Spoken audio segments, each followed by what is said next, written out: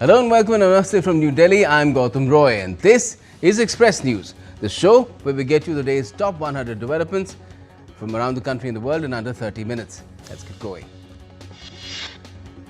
Prime Minister Narendra Modi attended the second day of the fourth edition of Semicon India in New Delhi on Wednesday. The PM inaugurated the conference on Tuesday. Prime Minister Modi visited the exhibition at Semicon India 2025 and spoke to various participants. The initiative focuses on advancing a robust, resilient and sustainable semiconductor ecosystem in India. President Draupadi Murmu attended a convocation ceremony at Central University in Tamil Nadu's Tiruvarur on Wednesday. Addressing the ceremony, the President said that during the last 4 decades, the institute has exhibited diversity in India. German Foreign Minister Johann David Wadephul, who is on a 2-day official visit to India, met External Affairs Minister Dr. S. Jaishankar and held in-depth discussions on various dimensions of bilateral cooperation in New Delhi. In his opening remarks during meeting with the German Foreign Minister, External Affairs Minister noted that India and Germany have a strong history of multilateral cooperation. After the meeting, Dr. Jaishankar in a press conference said that both the leaders completed a very productive discussion on India-Germany cooperation on India's relationship with the European Union as well. The German FM Wadephul said that as a rising economic powerhouse and the most populous country and biggest democracy in the world, India has a special importance in the region and entire world, and it is extremely strategic. India's Minister of Commerce and Industry Piyush Goyal co-chaired a meeting with a business delegation from India and Germany along with Germany's Foreign Minister Johann Wadephul. Singapore's Prime Minister Lawrence Wong is on a 3-day visit to India. On Wednesday, Wong paid floral tributes to Mahatma Gandhi at Rajghat. India's Finance Minister Nirmala Sitharaman met Singapore Prime Minister Lawrence Wong in New Delhi on Tuesday. The discussion centered on enhancing cooperation in critical areas. This is Prime Minister Wong's first visit to India in his capacity as Singapore's top political executive. He'll hold talks with Prime Minister Modi on Thursday. Prime Minister Modi shared an article written by Minister of Electronics and Information Technology Ashwini Vaishnav. In the article, Shaping the Future of Chip by Chip, Minister Vaishnav highlighted India's transformative semiconductor journey. Bhutanese Prime Minister Tshering Togbe, along with the other officials, will be on a visit to India for the consecration ceremony of the Royal Bhutan Temple in Rajgir, Bihar on Thursday. Union Home Minister Amit Shah met and felicitated soldiers of Central Reserve Police Force, Chhattisgarh Police, DRG and Cobra Battalion. These would be personnel of these police forces who successfully carried out Operation Black Forest on Kerugutalu Hill.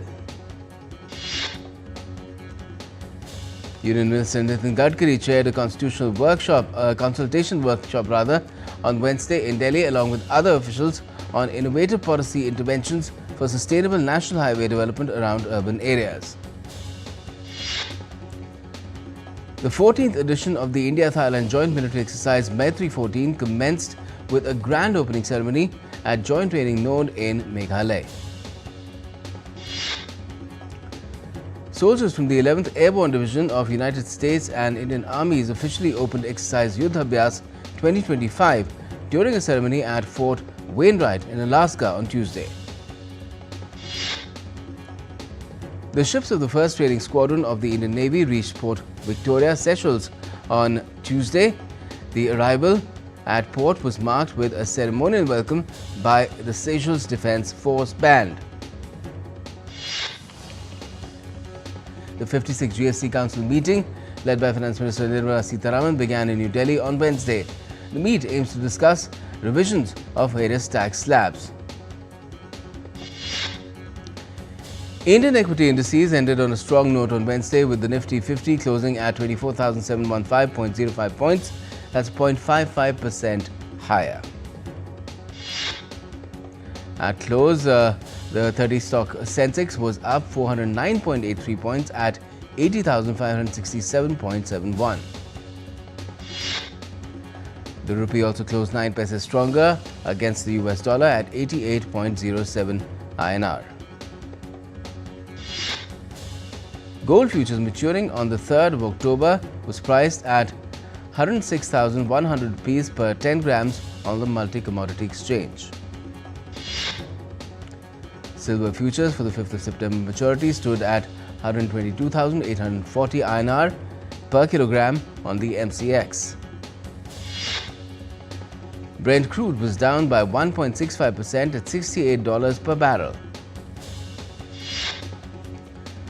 ChatGPT's parent company OpenAI has said it plans to launch parental controls for its popular AI assistant within the next 1 month.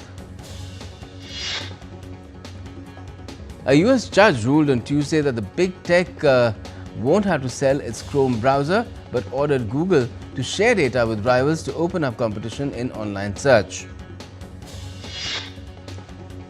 Singapore police have ordered Meta to implement anti-scam measures against advertisements, accounts, profiles and business pages impersonating key government office holders on its social media network Facebook to combat scams. US President Donald Trump has announced the relocation of US Space Command headquarters from Colorado Springs in Colorado to Huntsville in Alabama. In Pakistan, over a dozen people have been killed in 3 attacks on Tuesday. Dozens were wounded in an explosion which took place in the parking lot of a stadium in provincial capital Quetta. Another attack in Balochistan near the border with Iran claimed 5 lives, while 6 soldiers were killed after a suicide attack on their base in Khyber Pakhtunkhwa province. Ukraine's President Volodymyr Zelensky has arrived in Denmark on Wednesday to attend the meeting with Nordic-Baltic leaders scheduled ahead in the day. In a social media post, Zelensky wrote that he will discuss pressure on Russia at the Ukraine, Nordic and Baltic States Summit in Denmark. Russia launched an overnight airstrike at 14 locations on Wednesday on Kyiv.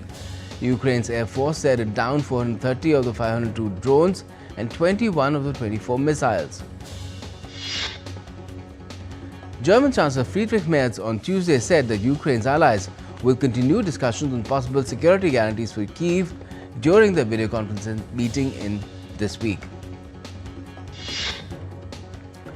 Speaking at a joint news conference with Swiss President Karin Keller-Sutter in Berlin, Merz said the leaders of the coalition of the willing will analyze the situation. Israel's Defense Ministry on Wednesday released a video showcasing the launch of its latest spy satellite into space. The video showed preparations ahead of the satellite launch into space. The US, in its fight against drug cartels, carried out military strikes off Venezuela's coast on Tuesday. The US military killed 11 people in a strike on a vessel allegedly carrying drugs in the southern Caribbean. US President Trump, in a press meet, has confirmed that the US forces attacked a boat carrying drugs to the United States. A federal appeals court ruled that US President Trump unlawfully invoked Alien Enemies Act to deport Venezuelans he alleged were part of a criminal gang. Donald Trump said on Tuesday that he plans to send US National Guard troops to fight crime in Chicago, but declined to offer a specific timing of the deployment.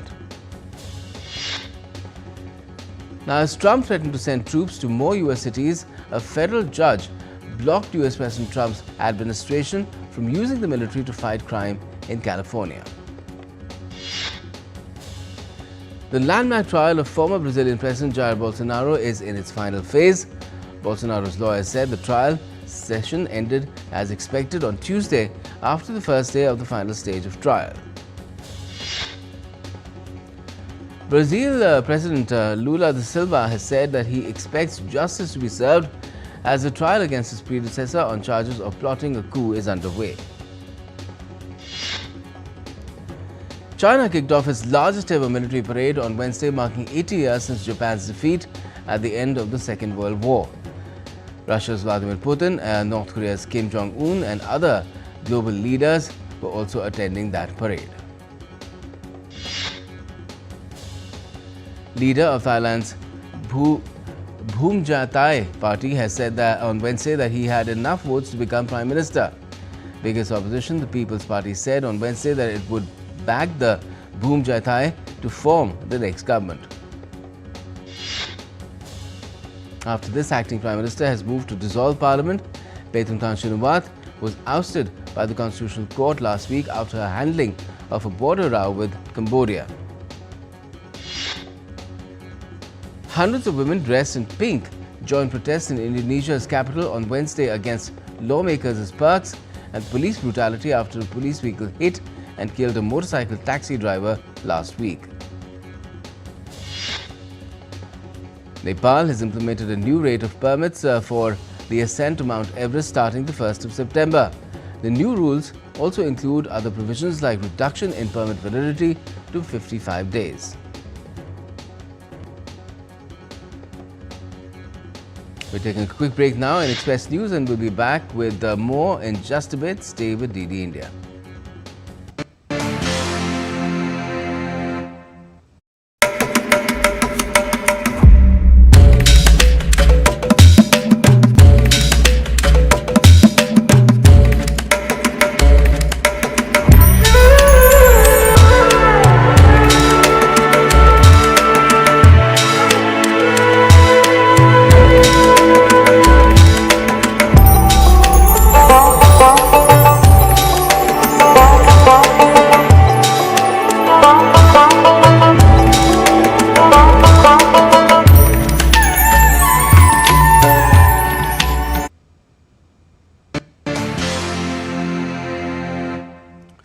Welcome back. You're watching Express News on DD India. Let's resume. Now, the death toll soared past 1400 mark, with people in thousands also being injured in the strong earthquake that hit Afghanistan on Monday. Rescuers battled to reach survivors stranded in remote regions of Afghanistan, while aid agencies deployed helicopters to airlift the injured to safety. Hawaii's Kilauea volcano erupted for the 32nd time since December, sending out lava fountains high into the air. The lava first surged from the north vent of Halemaumau crater, followed by eruptions from the south vent, signaling a striking escalation in volcanic activity. Torrential rains lashed Japan's Akita prefecture on as rivers were caused to overflow and flood rice fields in the Kitakita region. The Indian Met Department has issued orange and red alerts for Jammu and Kashmir, Himachal Pradesh, Uttarakhand, Haryana and Uttar Pradesh over the next 24 hours. Jammu has been experiencing continuous rainfall as well, causing landslides and flood-like situations in the region. Rising water levels in the Chenab River have forced the evacuation of residents to safer locations. A landslide near the Mata Vaishno Devi shrine claimed 34 lives, highlighting the scale of disruption across rail and road networks. A red alert has been issued for the next 16 to 18 hours in 4 districts of Himachal Pradesh, including Chamba, Kullu, Kangra and Mandi, with a warning of heavy rainfall. The bridge connecting Old Manali to the main town is now completely underwater and twisted due to the rising levels of the Beas River. The northern state of Punjab has been declared disaster-affected state as heavy rainfall continues for the 3rd consecutive day. Rescue operations have successfully saved 19,597 lives so far. However, the devastation to agriculture remains extensive in the region.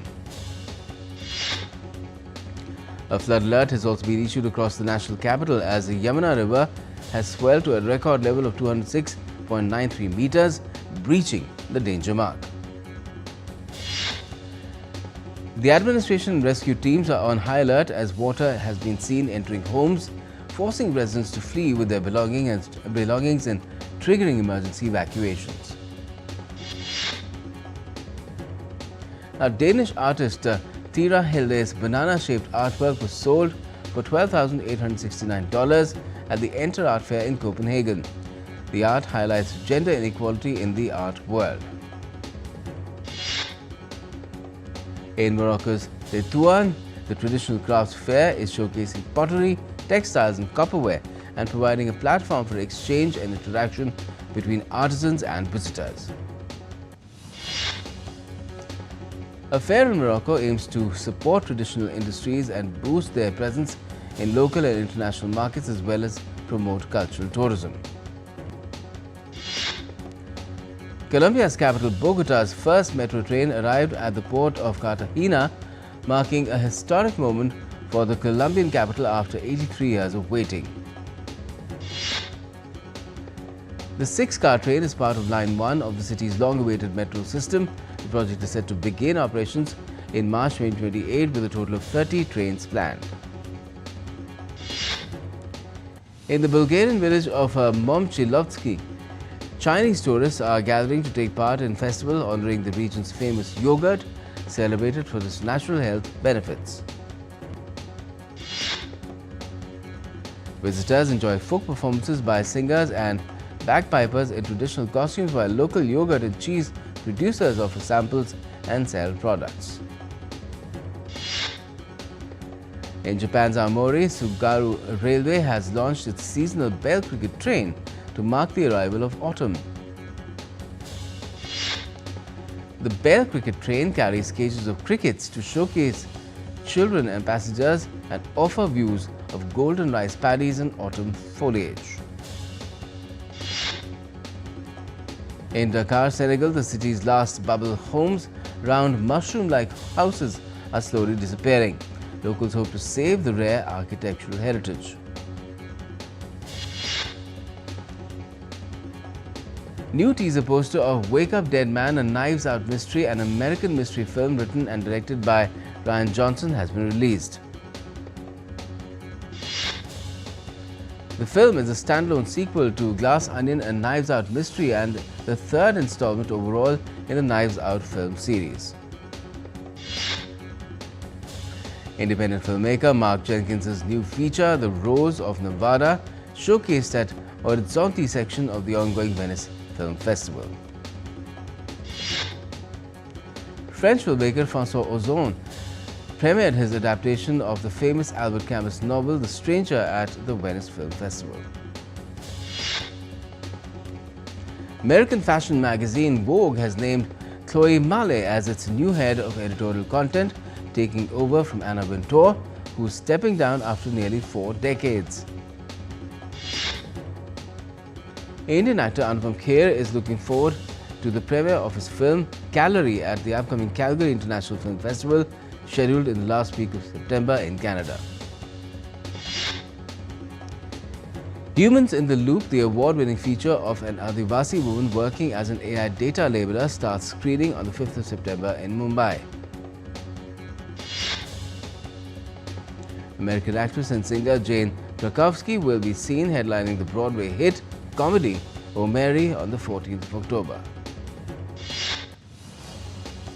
Hollywood studio Paramount is set to make a movie based on the wildly popular live-action Call of Duty video game.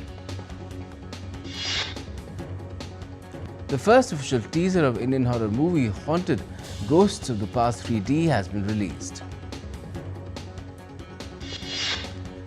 In sports, the unbeaten Indian men's hockey team will face Korea in their opening Super Fours clash at the Asia Cup in Rajgir, Bihar on Wednesday. In tennis, second seed Carlos Alcaraz cruised into the US Open semi-finals, thrashing Czech Jiří Lehecka in straight sets. Novak Djokovic also reasserted his dominance over American Taylor Fritz with a 6-3, 7-5, 3-6, 6-4 victory on Tuesday to set up a US Open semi-final against Carlos Alcaraz. Reigning Women's US Open champion Arina Sabalenka has advanced to the semi-finals after Marketa Vondrousova pulled out of her last 8 clash with a knee injury.